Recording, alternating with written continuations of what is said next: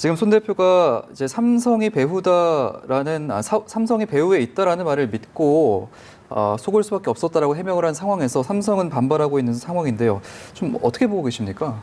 지금 사실은 그 손석희 전 사장이 이러한 협박을 받고도 어떻게 조주빈이라는 사람한테 돈을 줄 수 있었느냐, 이 부분에 대해서 사실 조금 일반인들이 느끼기에는 좀 납득하기 어렵다라는 얘기가 많습니다. 예. 근데 이제 손석희 전 사장이 말한 얘기로는 2018년 이제 미투 이슈가 사회적으로 불거질 당시에 삼성 미전실에서 본인의 뒷조사를 했기 때문에 자기 배후에는 삼성이 있다란 조주빈의 거짓말을 믿을 수밖에 없었다라고 이렇게 손석희 전 사장을 이렇게 얘기를 했는데요. 예. 이에 대해서 삼성은 좀 황당하다는 입장입니다. 손석희 JTBC 대표이사 사장이 박사방 조주빈의 협박을 받고도 신고하지 않은 이유로 삼성 배후를 언급하자 삼성이 반박했습니다. 삼성 측 관계자는 불미스러운 사건의 사실과 무관하게 삼성이 거론되고 있다며 전후 관계가 전혀 맞지 않는다고 말했습니다. 손 사장은 지난 27일 JTBC 사옥에서 일부 기자가 모인 가운데 프리랜서 기자 김웅 씨 배후에 삼성이 있다는 조주빈의 주장을 믿었다는 취지로 해명한 것으로 전해졌습니다.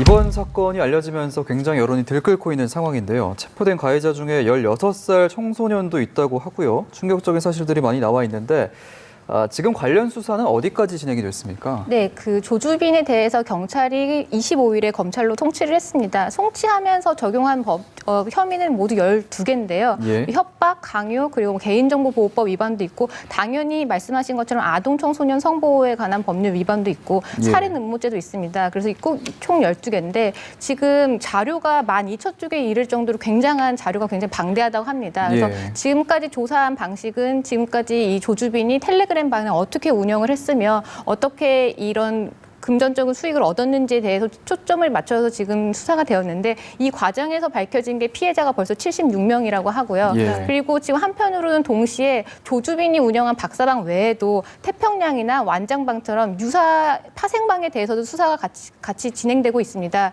그리고 최초 텔레그램에 있는 성착취방의 그 개설자로 알려져 있는 각갓에 대한 추적도 함께 이루어지고 있습니다. 예. 네. 이런 가운데 또 조주빈의 집에서 1억여만 원의 현금을 발견하기도 했고, 과연 조주빈이 이 박사방을 통해서 벌어들인 이 돈을 어떻게 몰수할 수 있을지 그 여부도 관심사입니다. 암호화폐를 통해서 받았다고 하는데 이 암호화폐를 몰수가 가능합니까? 네, 그 암호화폐 몰수와 관련해 가지고는 사실은 좀 논란이 있었습니다. 예. 근데 우리 그 현행법상에 그 몰수할 수 있는 근거 법률이 범죄 수익 은닉의 규제 및 처벌에 관한 법률입니다. 거기에 따르면 범죄 행위로 벌어들인 수익에 대한, 그러니까 재산이나 그 보수에 대해서는 범죄 수익을 보고 몰수를 할 수 있는데, 근데 이 암호화폐가 말씀하신 것처럼 네. 이게 그 재산적 가치가 있는 이 유무형의 재산이냐에 대해서 논란이 있었습니다. 그런데 이제 2018년 5월에 이것도 비슷한 사안인데요. 조주빈과 같이 아동 청소년을 이용한 음란물을 제작한 이 사건에서 대법원은 암호화폐도 이러한 범죄 행위로 통해서 벌어들인 이 암호화폐도 몰수의 대상이다라고 해서 판단을 했습니다. 그래서 몰수는 할 수가 있습니다. 근데 다만 몇 가지 맹점이 있는데 예. 지금 보통 이렇게 국고 환수가 된 이 몰수한 재산 같은 경우는 한 3개월 이내에 이제 나라가 이거를 공매를 해서 처분을 해서 그거를 이제 수익을 이제 나라가 그 환수를 하는데 암호화폐를 어떻게 처분할 수 있는지에 대해서 사실은 지금까지는 좀 근거 규정이 없어서 그 아까 말씀드린 2018년 5월 사건도 아직까지 수사기관이 그냥 암호화폐를 지금 갖고 있는 것으로 알려졌습니다. 그래서 몰수는 정리하자면 지금 범죄 수익 은닉의 규제 및 처벌에 관한 법률에 따라서 지금 암호화폐는 몰수는 할 수 있는데 몰수 후에 이 세부 절차에 있어서는 좀 더 논의가 필요할 것 같습니다. 예. 그 특정 금융거래 정보의 보고 및 이용 등에 관한 법률, 그러니까 특금법이라고 하는데 네.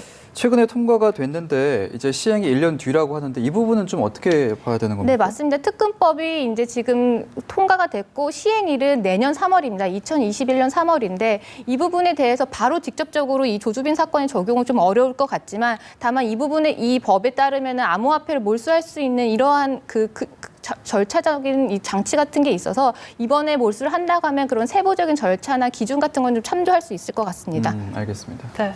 그렇다면 이제 조주빈이 이런 암호화폐 방, 열쇠나 수익이 어느 정도인지 또 계좌가 몇 개인지 정도를 이렇게 털어놔야지만 수사가 좀 급속도를 탈 텐데 이 조주빈의 협력이 없어도 수사기관 쪽에서 이걸 다 알 수 있는 방법이 있습니까? 그러니까 사실은 이 부분에 대해서도 사실 조주빈이 이 내용을 함구를 한다고 하면 좀 절차가 좀 복잡해집니다. 예. 근데 만약에 그러니까는 암호화폐를 몰수하기 위해서는 일종의 은행 계좌 같은 그런 암호화폐 지갑에 대한 정보를 수사기관이 파악을 해야 되는데 네. 이 부분을 조주빈이 순순히 털어놓는다고 하면 이제 절차가 괜찮은데 조주빈이 이 부분에 대해서 은닉을 하거나 아니면 함구를 하는 경우에는 좀 두 가지로 나눠서 봐야 됩니다. 조주빈이 암호화폐를 거래함에 있어서 뭔가 거래 사이트를 이용을 했다고 한다고 하면 수사기관이 압수수색 영장을 받아서 그 거래 사이트를 통해서 조주빈의 뭐 은행, 그러니까 그 암호화폐 지갑이라든지 개인키 정보를 확보를 해서 이제 압수가 가능한데 만약에 근데 조주빈이 이러한 거래 사이트, 공식적인 거래 사이트를 이용하지 않고 개인의 암호화폐 지갑을 사용했다거나 아니면 그 실물인 USB를 사용을 했다고 하면 개인키는 오로지 조주빈만이 알고 있기 때문에 예. 조주빈의 협력이 없는 경우는 사실은 좀 어려울 가능성도 있습니다. 예, 일단 뭐 여러 변수는 있지만 암호화폐 몰수는 가능하다는 의견이셨고요. 네. 손석희 JTBC 대표 관련 내용도 굉장히 논란이 되고 있는데 네. 지금 손 대표가 이제 삼성이 배후다라는 삼성이 배후에 있다라는 말을 믿고 속을 수밖에 없었다라고 해명을 한 상황에서 삼성은 반발하고 있는 상황인데요. 좀 어떻게 보고 계십니까?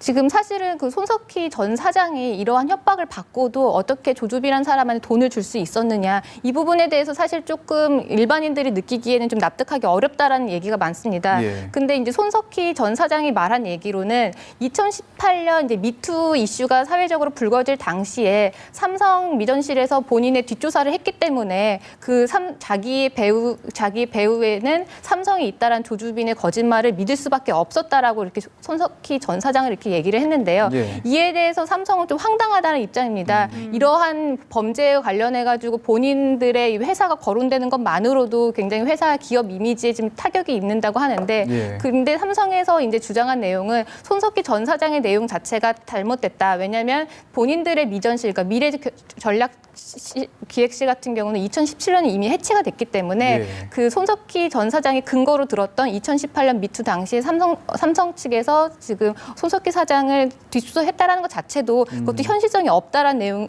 그런 입장을 표했습니다. 예. 네, 또 이런 가운데 뭐 박사방의 회원 수가 26만 명에 이른다라는 보도도 있고 사실 이 회원들도 그저 보기만 한 것으로 처벌을 할 수 있도록 당국에서 노력을 하겠다고 했습니다. 하지만 이제 보도도 나갔지만 자진 신고를 검토하겠다고 했거든요, 경찰이. 근데 이런 부분은 좀 수사에 있어서 도움이 될까요? 어떻게 보십니까? 네, 사실 그 26만 명이거든요. 그 회원으로서 활동했던 사람들이 26만 명이기 때문에 26만 명의 인적 사항을 모두 파악하는 것도 뭐 절대적으로 불가능한 건 아니지만 현실적으로 굉장한 시간과 많은 노력이 필요합니다. 그래서 그러한 절차를 거치지 않고서도 만약에 회원들 중에서는 본인 자진 신고를 하는 경우에는 이 부분을 수사 협조를 받아서 진행하는 것도 충분히 고려할 수 있는 상황입니다. 그리고 얼마 전에 언론에서도 보도되었지만 이제 회원으로 참여를 했던 사람들 중에서는 심리적 부담감을 갖고 뭐 그 생명을 버리거나 이런 사안이 있었는데 오히려 자진 신고를 통해서 이 수사에 협조를 하고 이 부분에 대해서 본인이 죄를 뉘우친다는 부분에 대해서 많이 그런 부분 수사기관에 많이 표현을 한다고 하면 수사 진행도 좀 더 원활하게 진행이 될 것 같습니다. 예, 알겠습니다. 이제 조금 전에 변호사님께서 말씀해 주실 때 손석희 전 대표라고 말씀해 주신 부분은 네. 지금 현재 JTBC 대표라는 부분을 저희가 다시 한번 사장이라는 범을 좀 짚어드리고 정정을 하도록 하겠습니다. 지금 경찰이 이 단순 시청자도 처벌을 검토하고 있다는 부분에 대해서 법리적으로 좀 보면 음란물 소지죄랑 범죄단체 조직죄 적용이 가능히 하다는 얘기인데 이걸 좀 어떻게 봐야 됩니까? 사실 이거는 회원들 중에서는 그 가담이나 행위 양태가 굉장히 다르기 때문에 이건 좀 더 세부적으로 봐야 될 것 같습니다. 예. 그러니까는 지금 밝혀진 바로는 조주빈이 텔레그램 반응 운영을 하면서 실질적으로 적극적으로 피해자를 만나가지고 금전을 갈취하거나 아니면 뭐 피해자를 협박을 하거나 이런 부분에 있어서 가담한 사람들 같은 경우는 조주빈과 공범 그리고 더 나아가서는 범죄단체 조직죄의 적용을 가능성도 충분히 있다고 봅니다. 예. 근데 다만 다만 정말 지금 언론에서 많이 회자가 되는 정말 단순한 시청자, 단순한 이렇게 본 사람들도 과연 범죄단체 조직죄를 적용할 수 있는지는 사실 법리적인 해석이 좀 더 많이 필요할 것 같습니다. 네. 왜냐하면 범죄단체 조직죄라는 거는 이 범죄단체 조직, 우리가 생각하는 단체라고 보기 위해서는 뭐 통솔 체계를 갖고 있는 뭔가 조직성이나 그리고 그러한 조직 체계가 뭔가 시간적인 연속성이 좀 지속이 되어야 되는데 정말 그냥 회원으로서 가입을 해서 단순한 신청을 한 사람들이 이 조주빈과 함께 범죄단체를 조직을 했느냐라고 보는 데는 조금 이견이 있을 수도 있는 부분이기 때문에 예. 이 부분은 좀 더 살펴봐야 될 것 같고요. 근데 다만 이 텔레그램 방에서 올라온 아동 청소년 음란물 같은 경우를 다운받아가지고 소지를 하고 있는 경우에는 이 부분은 아청법에 따라서 소지죄로 처벌을 받을 수 있습니다. 그렇군요. 이렇게 디지털 성범죄가 계속해서 반복되고 있는 이유 중 하나로 플랫폼만 달리한 채 이렇게 범죄가 일어나면 양형 기준도 없을 뿐 아니라 상당히 형량이 낮다는 점 때문에 반복되고 있다라는 지적도 나옵니다. 이렇게 텔레그램 같이 해외 서버가 있는 경우에는 또 더 추적이 어려워서 텔레그램에 협조가 없을 경우에는 좀 수사가 어렵지 않겠냐 이런 전망도 나오거든요. 어떻게 봐야 합니까? 네, 맞습니다. 안 그래도 지금 언론에서 그 회원으로서 활동했던 사람들이 뭔가 수사에 두려움을 갖고 텔레그램 탈퇴하고 있다라는 언론의 보도가 굉장히 일어나고 있기 때문에 예. 그러면 텔레그램 측에서 그 가입 이력이라든지 아니면은 탈퇴 이력 같은 거를 확보를 해야 되는데 텔레그램 본사가 지금 현재 어디 있는지도 사실은 파악되지 않을 정도로 굉장히 수사가 어렵다라는 얘기도 많이 나오고 있습니다. 근데 예. 다만 이 회원들이 이 텔레그램 방에 가입을 하는 데 있어서는 텔레그램 외에도 조주빈한테 본인들의 신상 같은 거를 공개를 했어야 되고 또 암호화폐를 통해서 코인을 보냈어야 하기 때문에 만약에 텔레그램의 협조가 어렵다고 한다고 하면 우회적으로 코인을 추적하는 방식으로도 이 회원들을 추적할 수는 있을 것 같습니다. 예. 지금 문제가 되는 게 디지털 성범죄에 대한 일정한 양형 기준이 없다라는 얘기가 있어서 네. 법조계 현실은 좀 어떤지도 궁금하고 해외에는 좀 어떤 사례가 있는지도 궁금합니다. 네, 맞습니다. 사실은 디지털 성범죄라고 하는 거는 그 오프라인에서 실질적으로 신체 접촉이 일어나는 이러한 뭐 강간이라든지 강제 예. 추행에 비해서 절대 불법성 정도가 낮지가 않습니다. 그리고 예. 오히려 피해자들 같은 경우는 더 큰 고통을 호소하기도 하는데 근데 대부분의 이런 디지털 성범죄를 다루고 있는 검찰이나 법원의 인식은 이런 물리적인 접촉이 있는 성범죄에 비해서는 디지털 성범죄를 좀 더 불법성에 있어서 좀 낮은 정도로 파악하고 있는 부분이 있습니다. 이 부분이 사실은 이렇게 우리 사회에서 디지털 성범죄가 만연하게 된 계기가 되기도 하는데요. 예. 사실은 원래 판사들, 그러니까 법원에서 뭔가 사안에 대해서 판단을 하기 위해서는 그 대법원에서 말한 양형 기준이 있어야 됩니다. 그 양형 기준에 있어서는 가중 요소, 뭐 만약에 피해자가 어리거나 아니면 그 행위 태양에 따라서 어떤 부분에 대해서는 좀 더 가중을 해야 되고 또 어떤 부분에 있어서는 감경 요소가 있어서 그거를 이제 그거를 토대로 해서 각각에 있는 판사들이 동일한, 그러니까 똑같은 이런 아동 청소년 범죄라든지 디지털 성범죄가 일어났을 때는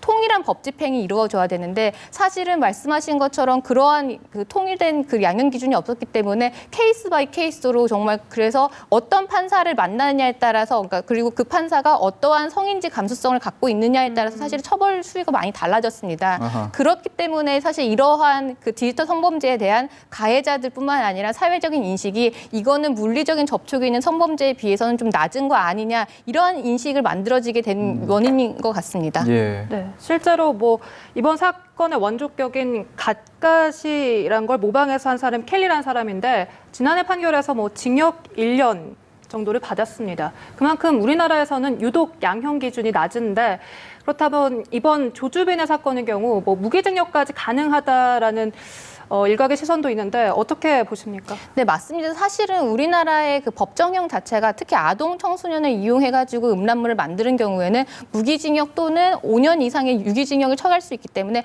법정형 자체가 낮은 건 아닙니다. 네. 근데 다만 이거를 이제 적용하는 법 집행에 있어서는 양형 기준이 없기 때문에 조금 담당하는 판사나 재판부의 좀 의사에 따라 좀 많이 좌우가 되는 부분이 있고 그런 부분도 있고요.